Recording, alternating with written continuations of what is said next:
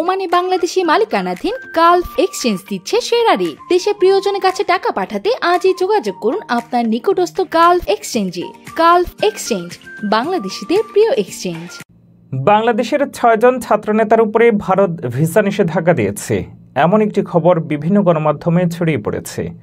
তবে এই খবরটি ভুয়া বলে ভারতীয় গণমাধ্যম ইন্ডিয়া টুডের এক রিপোর্টে জানানো হয়েছে। দেশটির সরকারি কর্মকর্তাদের বরাতে তথ্য জানিয়েছে গণমাধ্যমটি।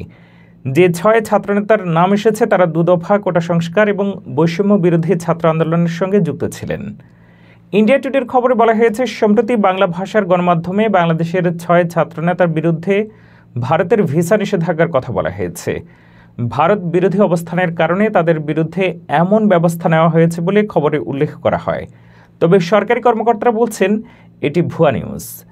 নাম আসা ৬ ছাত্রনেতার মধ্যে রয়েছেন ডাকসুর সাবেক ভিপি ও গণ অধিকার পরিষদের একাংশের সভাপতি নুরুল হক নূর, ছাত্রশক্তির আহ্বায়ক আখতার হোসেন, বৈষম্য বিরোধী ছাত্র আন্দোলনের সমন্বয়ক ও প্রধান উপদেষ্টার বিশেষ সহকারী মাহফুজ আলম, সমন্বয়ক হাসনাত আবদুল্লাহ, সার্জিস আলম ও নুসরাত তাবাসসুম।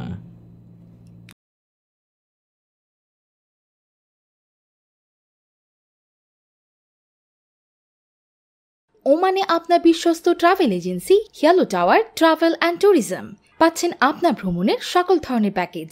আজই যোগাযোগ করুন আমাদের মাস্কাট রুই অথবা মাহতারা শাখায়।